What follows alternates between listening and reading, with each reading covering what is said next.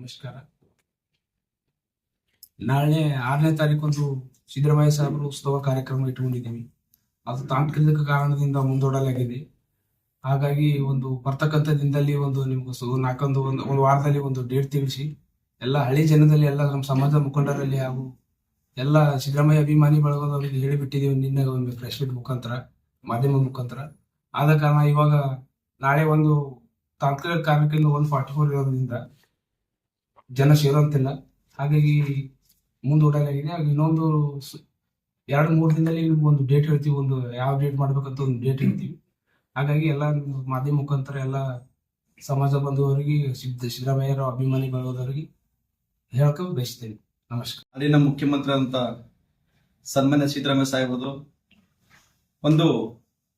ಅತಿ ದೀರ್ಘಾವಧಿ ಕಾಲದ ಮನೆ ಮುಖ್ಯಮಂತ್ರಿ ಆಗಿರ್ತಾರ. ಸಿದ್ದರಾಮಯ್ಯ ಸಾಹೇಬರು ದೀರ್ಘಾವಧಿ ಸಿಎಂ ಆಗಿದ್ದರಿಂದ ಸಿದ್ದರಾಮಯ್ಯ ಸಾಹೇಬರ ಅಭಿಮಾನಿಗಳು ಹಾಗೂ ರಾಜಶೇಖರ್ ಬಿ ಪಾಟೀಲ್ ಸಾಹೇಬರ ಅಭಿಮಾನಿಗಳು ಹಾಗೂ ಕಾಂಗ್ರೆಸ್ ಪಕ್ಷದ ಅಭಿಮಾನಿಗಳು ಎಲ್ಲರೂ ಸೇರಿ ನಾವೊಂದು ಸನ್ಮಾನಿಸಿ ಸಿದ್ದರಾಮಯ್ಯ ಸಾಹೇಬರದೊಂದು ದೀರ್ಘಾವಧಿ ಸಿಎಂ ಅಂತ ಹೇಳಿ ಉತ್ಸವ ಕಾರ್ಯಕ್ರಮವನ್ನು ನಾವು ಅಳವಡಿಸಿಕೊಂಡಿದ್ದೀವಿ.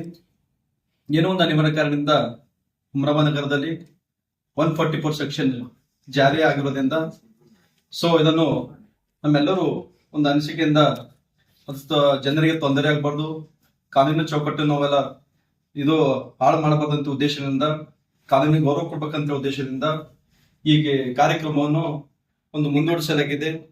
ಚಂದ್ರಶೇಖರ್ ಪಾಟೀಲ್, ಭೀಮರಾವ್ ಪಾಟೀಲ್ ಅಲ್ಲಿ, ಅಭಿಷೇಕ್ ಪಾಟೀಲ್ ಅವ್ರ ನೇತೃತ್ವದಲ್ಲಿ ಹುಮನಾಬಾದ್ ಇಂಥ ವಿಜಯೋತ್ಸವ ಕಾರ್ಯಕ್ರಮ ಇತ್ತು. ಅದು ಅನಿವಾರ್ಯ ಕಾರಣದಿಂದ ಮುಂದೂಡಿದೆ. ಮತ್ತು ಶೀಘ್ರದಲ್ಲೇ ನಾವೆಲ್ಲ ಸಂಘಟನಾ ಮತ್ತು ಅವ್ರದ್ದೆಲ್ಲ ಸಮಾಜ ಮುಖಂಡರಿಗೆ ಚರ್ಚೆ ಮಾಡಿ ಅದಕ್ಕೆ ನಾವು ನಿಗದಿ ಮಾಡ್ತೇವೆ. ಅದಕ್ಕೆ ನಾಳೆ ಬರ್ತಕ್ಕಂಥ ದಿನದಲ್ಲಿ ಏನು ಮಾಡೋದಿತ್ತು ಅದು 144 ಇದ್ದಿನ ಕಡೆಯಿಂದ ಕಾರ್ಯಕ್ರಮ ಮುಂದೂಡಿದೆ.